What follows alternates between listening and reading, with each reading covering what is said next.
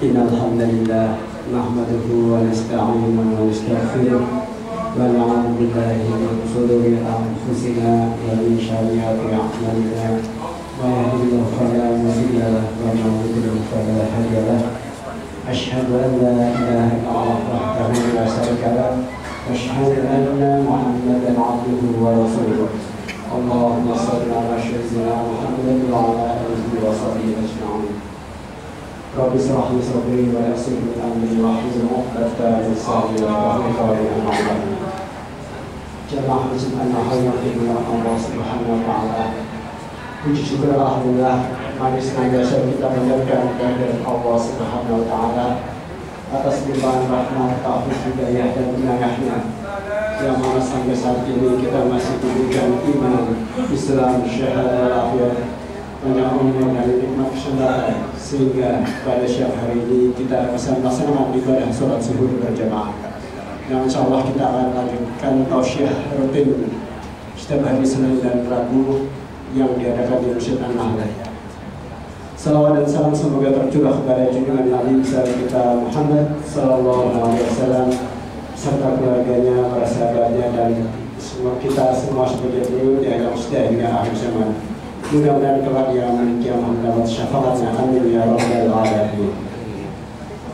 Jemaah Masjid An-Nahdlah yang dimuliakan Allah Subhanahu wa taala, insyaallah tausiah hari ini akan disampaikan oleh guru kita Bapak Ustaz Nur Sofa. Alhamdulillah sudah ada di hadapan kita. Untuk mempersingkat waktu, langsung saja kita dengarkan tausiah dari Bapak Ustaz. Waktu sampai dengan jam 1 kurang 10 menit Pak Yasin untuk acara tanya jawab. Demikian selanjutnya kita serahkan kepada Bapak Ustaz, waktu kami persilakan.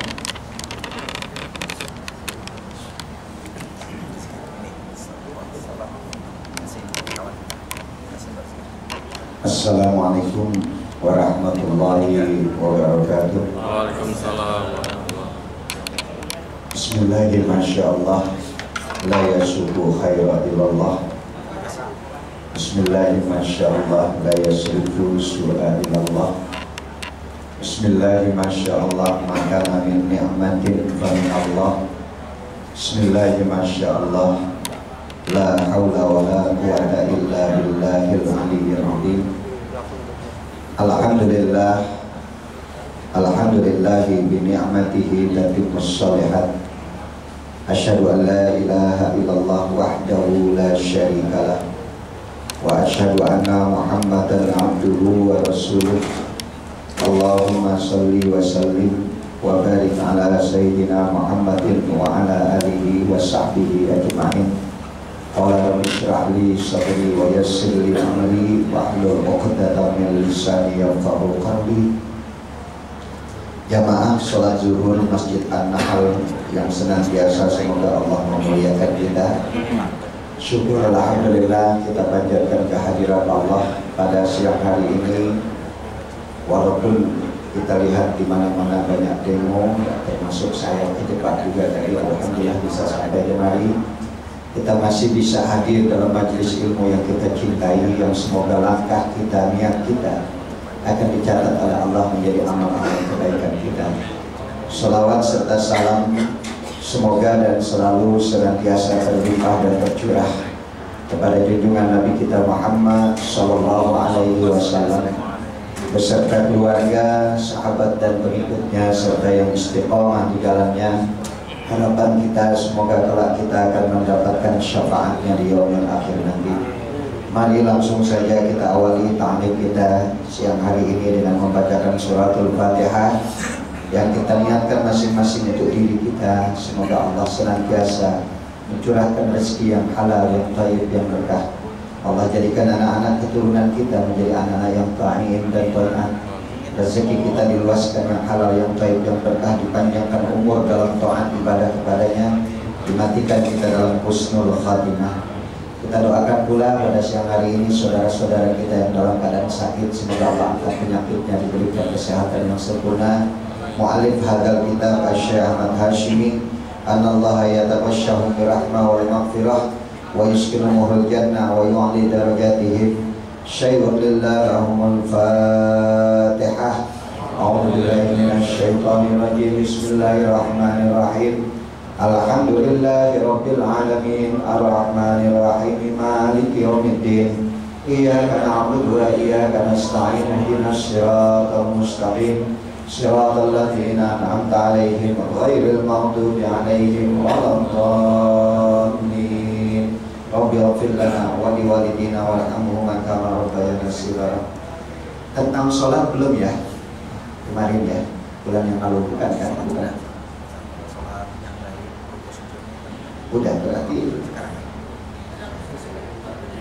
Ida ahsana rajul. Iya. Berarti hadis yang ke-54 gitu ya. Kalau di situ hadis yang berapa? 53 ya, tidak satu. Bismillahirrahmanirrahim. Fa inna asdaqal hadis kitabullah wa khairal hadi hadi Muhammadin sallallahu alaihi wasallam. Wa syarrul umur muhdatsatuha wa kullu muhdatsatin bid'ah wa kullu bid'atin dhalalah wa kullu dhalalatin finnar.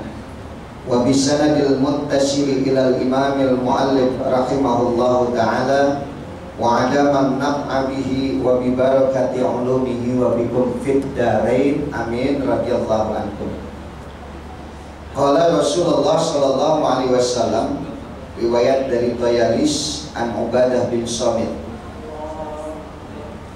idza ahsana ar-rajulu as-salata, apabila memperindah, mempercantik seseorang di dalam salatnya, fa'atamma ruku'aha, dengan menyempurnakan ruku'nya, wasujudaha, dan juga dengan menyempurnakan sujudnya, qalatis shalah, maka salat itu akan berbicara, hafizakallah kama hafidtani, semoga engkau dipelihara oleh Allah sebagaimana engkau memelihara saya.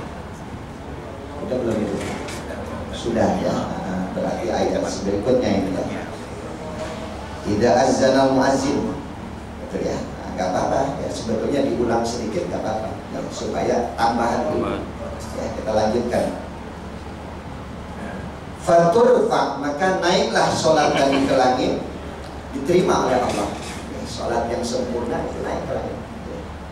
Dia menjadi amal kita, menjadi satu kebaikan buat kita. Wa idza asa'as sholata, maka apabila seseorang memperburuk sholatnya, falam yutimma ruku'aha, dan dia tidak sempurnakan ruku'nya, wasujudaha, dan tidak sempurnakan juga sujudnya, qalatis shalah, maka sholat itu akan berkata, tayya'akallah kama tayya'atani, semoga kamu dicelakakan oleh Allah sebagaimana kamu mencelakakan saya. Ini yang kita lihat di dalam Al-Quran, fawailul lil musallin alladzina hum an sholatihim sahun. Celakalah orang-orang yang sholat, yang dia lalai di dalam sholatnya. Ternyata sholat itu juga bisa menyimpah kepada orang-orang yang tidak memperhatikan sholat dengan sebaik-baiknya. Ya, hati-hati ya. Fatulaku kama yulaku saubul khalaq, maka dilipatlah sholat tadi sebagaimana seseorang melipat bajunya tadi. Fayudrabu biha wajhu, dan dilemparkan ke mukanya. Sholatnya dilemparkan, berarti nggak ada artinya, sia-sia. Ini hadis yang kita baca pada bulan yang lalu ya. Nah ya, sekarang kita masuk kepada hadis berikutnya. Qala Rasulullah sallallahu alaihi wasallam, Rasulullah bersabda, idza azzanal muazzin, apabila mengumandangkan seorang muadzin daripada azannya, yaumal jum'ah, pada hari Jumat, harumal amal, maka haramlah amal-amal yang lain untuk dikerjakan. Hadis riwayat Dailami. Ini hari Jumat ya.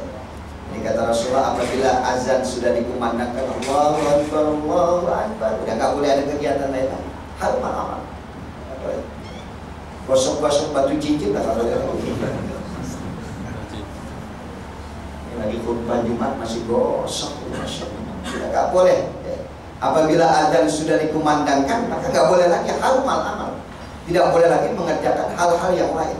Anda di kantor ini hati-hati, berhenti sudah ya, walaupun bos mengatakan tanggung, tetap berangkat Karena cuma 1 minggu Pak, kita diperintahkan oleh Allah untuk berkumpul bersama-sama, bersilaturahim juga dengan teman-teman kita, mendengarkan tausiah, nasihat-nasihat yang sekarang seringkali kita lupa bahwa hidup itu perlu bimbingan, bahwa hidup itu perlu nasihat. Ada nasihat yang berbicara, ada nasihat yang tidak berbicara. Apa nasihat yang berbicara? Al-Quran, dia berbicara, dia memberikan nasihat. Ada nasihat yang tidak berbicara, apa? Al-maut, kematian.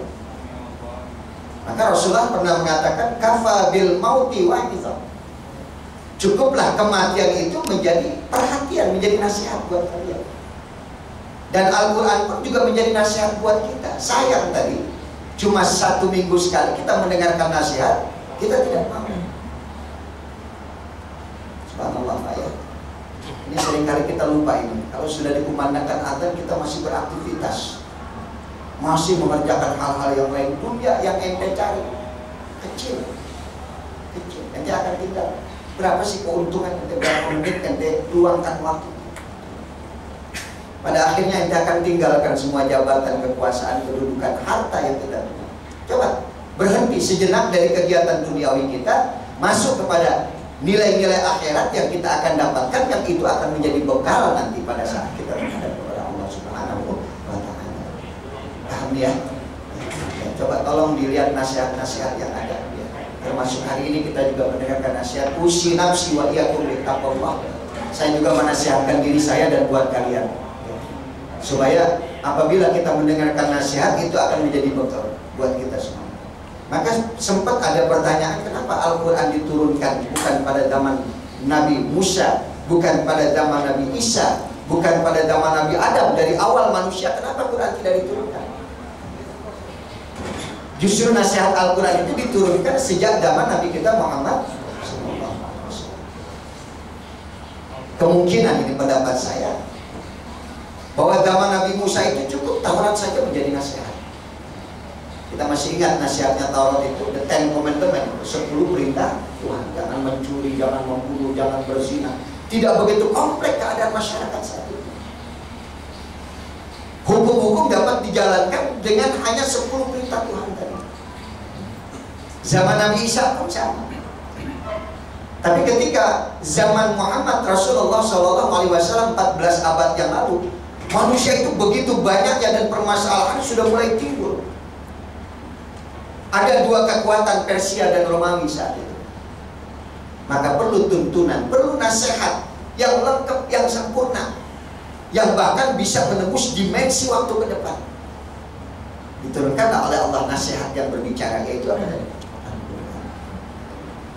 Maka ente baca Quran hari ini, bapak baca Quran hari ini, ibu baca Quran hari ini, sama dengan Quran yang 14 abad yang lalu yang kita baca. Gak berubah sedikit.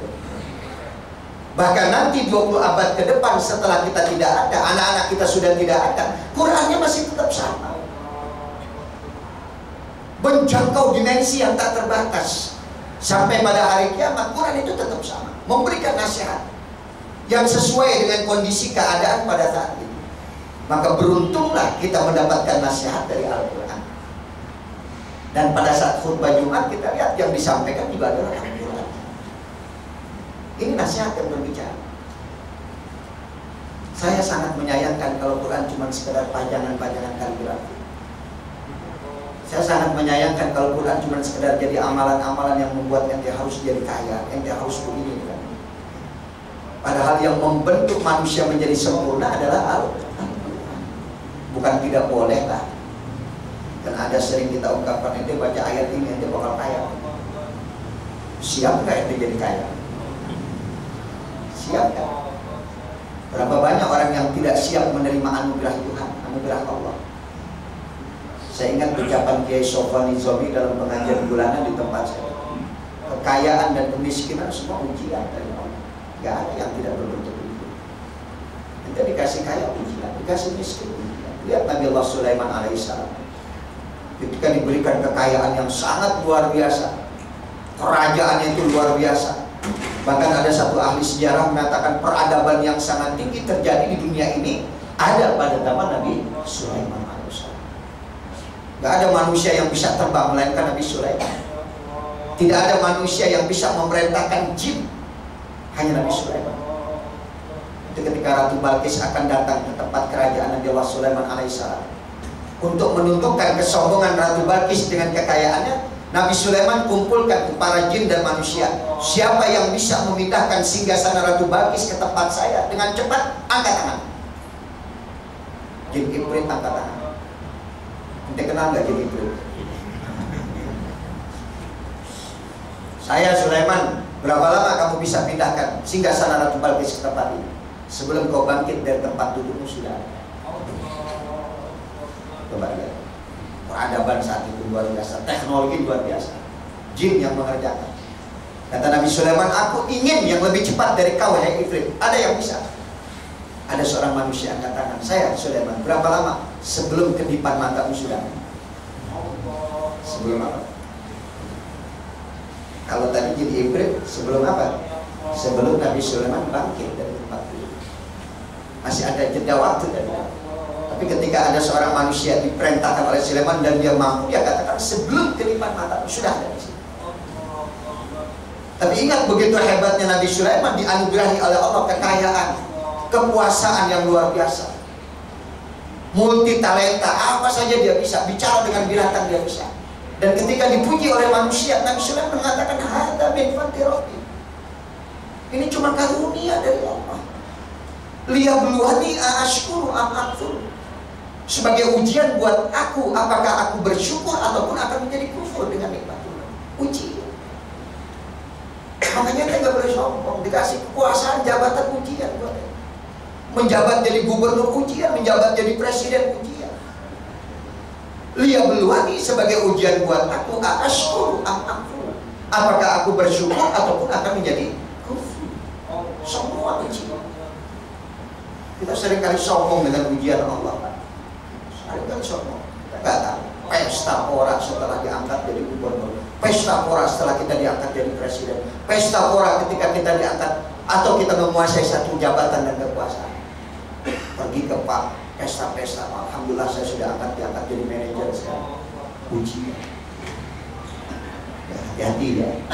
Kekayaan ujian, miskin juga ujian. Senang ujian, susah ujian. Dikasih miskin ujian. Ucapkan alhamdulillah. Al-jannatu yud'a yaumal qiyamah alhamdulillah. Nanti pada hari kiamat akan dipanggil orang-orang yang banyak memuji Allah. Alhamdulillah.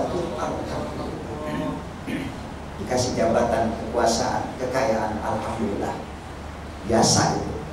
Tapi ketika ente dikasih miskin, dikasih susah, bisa gak mengucapkan alhamdulillah? Bisa gak? Ini orang yang seperti ini nanti pada hari kiamat dicariin surga, Pak. Kalau cuma sekedar masuk surga mah biasa. Syukur terhadap nikmat Allah biasa, sabar terhadap ujian Allah biasa. Tapi ketika Anda syukur terhadap ujian Allah, ini luar biasa. Kalau ente menghadiri sedekahan lah, semuanya kebagian berkat, giliran ente nggak kebagian, ente mau apa? Ente ngomong apa? Panitia gimana sih? Berkat pakai kurang gitu. Padahal saat itu kalau ente mengucapkan alhamdulillah, nanti di akhirat ente bakal dicari di surga. Dalam kondisi situasi apapun tetap alhamdulillah. Segala puji bagi Allah karena tahu itu ujian. Ketika Anda diberikan miskin dan susah, tahu Anda diberikan kemiskinan, yang memberikan kemiskinan adalah Zat yang maha kaya, Zat yang maha berkuasa. Ente jangan lihat miskinnya, lihat yang ngasihnya. Maaf Pak, dengan seseorang yang kita cintai, gak usah dikasih souvenir, gak usah dikasih hadiah, dikirimin SMS aja, wah luar biasa itu. Padahal dinilai SMS berapa sih? Cuma ditanya doang, udah makan belum? Subhanallah. Gak usah dibawain apanya tadi? Makanan. Dan sekarang sering tuh orang tergoda ya, di kantor-kantor, padahal di rumah udah punya istri.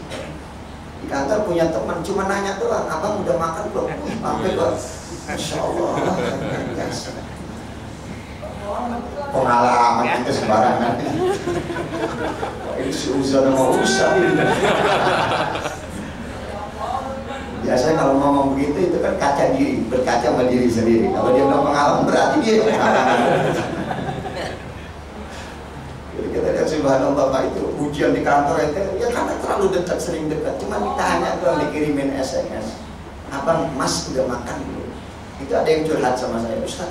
Kalau ujian berat di kantor Ustaz. Itu teman kantor saya nanya, Mas udah makan belum? Itu kayaknya perhatiannya luar biasa. Saya cuma bilang, istri lu juga perhatian gitu. Abang nggak disuruh makan, kalau dia cuma nyuruh makan, istri ente nyuruh makan. Kalau dia cuma nanya doang, basa-basi. Istri ente nyuruh makan, cuma kadang-kadang intonasi suaranya nggak pas. Bang makan bang, gue dari tadi gue pernah sampai lu belum makan, susah banget. Sama nggak kira-kira? Sama. Cuman beda apanya tadi? Makanya tuh Pak, almarhum biru ala surati syaitan. Hati-hati ya, maaf nih kalau ada ibu-ibu. Bukan yang di sini, mudah-mudahan. Perempuan itu akan diserupai dengan luka syaitan. Ucapannya, perilakunya, ente akan selalu terpesona karena dibungkus dengan kemasan yang indah. Di rumah sama aja, maka Rasulullah pernah mengatakan apabila engkau terpesona dengan seorang wanita di luar, cepat pulang ke rumah. Kenapa? Karena apa yang di luar itu sama dengan yang di rumah, sama. Beda-beda casing aja Pak, beda-beda titik serang. Yang di luar langsing, yang di rumah yang dia ngomong ya. Tapi prinsipnya sama-sama perempuan. DP juga sama, handphone sama, beda casingnya, fungsinya sama. Hati-hati, Mas pulang di jalan hati-hati. Di rumah sama. Dari awal kita berangkat kerja udah ditanya, udah dipesan, Mas pulang jangan kemalaman, hati-hati di jalan. Cuma tak jangan kelayaban ya. Cuma tapinya tadi itu apa? Intonasinya saya. Ya. Jadi sekali lagi subhanallah, ujian Mas. Kita di kantor akan mendapatkan ujian. Ketika dikasih miskin, siapa yang memberikan kemiskinan? Zat yang maha. Jangan ngelihat miskinnya, jangan ngelihat susahnya, jangan ngelihat ujiannya, tapi lihat siapa yang memberikan. Zat yang sangat agung, zat yang sangat mulia. Sama tadi yang saya analogikan seperti ente ditanya seperti itu. Padahal nggak dibawain makanan, cuma ditanya saja betapa indahnya. Jadi sekali lagi belajar melihat Nabi Allah Ayub alaihissalam dimiskinkan oleh Allah, dikasih penyakit bertahun-tahun. Dia tidak mengeluh, bahkan memuji yang memberikan sakit dan miskin. Wa anta khairur rahim. Sungguh engkau adalah sebaik-baik kasih sayang ya Allah. Engkau telah memiskinkan saya, engkau telah menderitakan hidup saya. Tapi karena ini datangnya dari Allah, dari engkau, wa anta khairur rahim. Engkau adalah sebaik-baik kasih sayang. Sanggupnya kita kayak itu. Ini yang seperti ini mengajar kemarin di tempat saya, Kiai Sobat mengatakan, yud'a yaumal qiyamah, al-jannatu yud'a. Dia dipanggil, dicari oleh surga pada hari kiamat. Wasiqal ladzina taqaw rabbahum ilal jannati tumar. Hatta idza ja'uha wa futihat abwabuha wa qala lahum khadanatuha salamun alaikum tibtum fadkhuluha khalidin. Dikumpulkan dan dicari oleh surga, disuruh masuk surga. Hidup di dunia hanya sementara. Biasakanlah kalimat-kalimat thayyibah yang kita ucapkan. Selalu bahkan Nabi Allah Ibrahim ketika bertemu dengan Rasulullah SAW, ketika Nabi Mi'raj, Nabi bertemu dengan Nabi Ibrahim, dan Nabi Ibrahim memberikan salam kepada Rasulullah, Assalamualaikum ya Muhammad, akhbir ila ummatika, kabarkan kepada umatmu bahwa surga adalah tanah yang sangat subur, dan nanti di surga ada pohon yang begitu indah, dan pohon itu tumbuh disebabkan karena kalimat-kalimat thayyibah yang diucapkan oleh umatmu. Subhanallah walhamdulillah wala ilaha illallah Allahu akbar. Nah ini Nabi Ibrahim tambahin la haula wala quwata illa billahil aliyyil azim. Jadi apa yang kita ucapkan dalam keseharian kita, kalimat-kalimat thayyibah, itulah yang menjadi pohon di surga. Anda bayangkan tuh pohon itu tumbuh karena kalimat yang kita ucapkan. Betapa kalimatnya. Cuman berat ya Pak ya. Biasain, cuma kadang-kadang teman suka lu sok religius lu ya. Subhanallah. Subhanallah. Allah Akbar. Ente kayak orang maha bahaya ya kan? Padahal dianjurkan. Kembalikannya semua kepada siapa? Biasakan. Jangan kita biasakan dengan kalimat yang kotor yang tidak baik. Bahkan nanti akhir kehidupan kita itu yang keluar dari lidah dan lisan kita adalah yang kita biasakan. Ketika roh itu keluar dari jasad kita, apa yang sehari-hari kita biasa ucapkan, itulah yang akan keluar. Banyak orang yang meninggal dunia dalam keadaan sholat, dia mengucapkan kalimat thayyibah. Bahkan Nabi menjanjikan man akhira kalamihi la ilaha illallah dakhala jannah. Siapa yang di akhir hayatnya bisa mengucapkan kalimat tauhid la ilaha illallah dakhala jannah, jaminan masuk ke dalam surga. Dan itu sangat sulit. Sangat sulit. Ente tahu saklar listrik itu kalau sudah nyambung connect, ketika kita pencet lampu langsung nyala. Maka orang yang sudah dalam keseharian yang mengucapkan kalimat thayyibah saat mendekati sakratul maut dibisikkan, ditalkinkan oleh sahabatnya, oleh orang tuanya, oleh istrinya, oleh suaminya, la ilaha illallah. Karena itu sudah terbiasa dia ucapkan sehari-hari, langsung connect, nyambung, la ilaha illallah. Ketika ruh lepas dari jasad, dakhala jannah, masuk ke dalam surga. Bisa nggak itu kita ucapkan? Sakaratul maut, Pak. Kenapa disebut dengan sakarat? Sukarot, sakitnya luar biasa. Wala taqrabus shalah wa antum sukara, dalam keadaan mabuk. Makanya sakaratul maut itu mabuk dengan rasa sakit. Sehingga kalau orang mabuk itu sadar nggak? Nggak sadar. Saking sakitnya dia tidak sadar terhadap dirinya, dan orang yang ada di sekitarnya pun dia tidak tahu. Bagaimana dia bisa mengucapkan kalimat tauhid kalau dalam kehidupan sehari-harinya dia tidak pernah biasa? Kalau sering dia biasakan dalam kehidupan sehari-harinya, ketika ada yang mentalkinkan la ilaha illallah, itu langsung.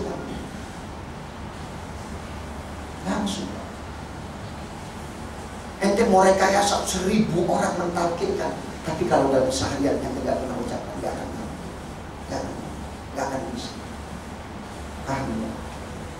Mudah-mudahan. Subhanallah walhamdulillah wa la ilaha illallah Allahu akbar. Tambahin la haula wa la quwata illa billahil aliyyil azim. Itulah nanti pohon-pohon di surga yang tumbuh dari kalimat-kalimat thayyibah. Ente membayangkan surga nikmatnya luar biasa, Pak. Itu Nabi juga waktu Mi'raj ketemu dengan Nabi Yusuf alaihissalam. Ketika beliau kembali ke bumi, Rasulullah mengatakan kepada sahabat, ternyata Nabi Allah Yusuf cakepnya setengah daripada cakepnya Nabi Allah Adam alaihissalam. Nabi Yusuf pun cakepnya luar biasa, tapi dibandingkan Nabi Adam cuma berapa? Coba gambarkan, pikirkan. Nabi Yusuf lewat, ibu-ibu megang pisau, ibu pejabat megang pisau, megang buah, ngiris tangan gak terasa, karena terpesona dengan ketampanan siapa? Pernah gak melihat wajah seperti Nabi Yusuf yang sampai ente itu bingung? Kalau selama ini kan kita melihat wanita di luar, mereka cuma astagfirullah, subhanallah, cuma segitu, gak sempat nabrakin motor ke tiang, gak pernah. Atau kalau lagi megang pisau ngiris tangan gak pernah. Tapi ada manusia, sampai Al-Quran memberikan gambar, ini manusia apa malaikat, kok ada yang tampannya seperti ini? Itu tangan diiris nggak terasa, Pak. Kalau saya ibu-ibu sering kasih gambaran kalau ngaji siang itu, terus siang saya pulang kembali, ibu-ibu majelis tadi, saya tanya ibu-ibu, ibu pernah nggak melihat aki-aki lewat lagi ngiris bawang sampai ke iris tangan kan? Sampai ngomong, wih maco amat ini ya misalnya, nggak pernah. Tapi nanti anda yang ada di surga dicakapkan oleh Allah seperti Nabi Adam alaihissalam. 2 kali cakapnya kalau ente masuk surga. Cakapnya ente 2 kali daripada Nabi Yusuf alaihissalam seperti Nabi Adam. Kenapa Nabi Adam begitu cantik cakap? Yang menciptakan Allah langsung. Khalaqtu Adam, aku yang menciptakan Adam dengan tangan Allah. Gimana enggak cakep, gimana enggak indah? Karena tangan Allah yang langsung menciptakan siapa tadi? Makanya kalimatnya khalaqtu Adam, aku aku yang menciptakan Adam. Tapi manusia, termasuk juga Nabi Yusuf, khalaqnal insan, kami yang menciptakan manusia. Berarti ada andil siapa? Bapak dan Innallaha jamil yuhibbul jamal. Allah itu indah dan Allah suka dengan keindahan. Gimana nggak indah Nabi Allah Adam? Karena Allah langsung menciptakan Adam. Kalau ente melalui peran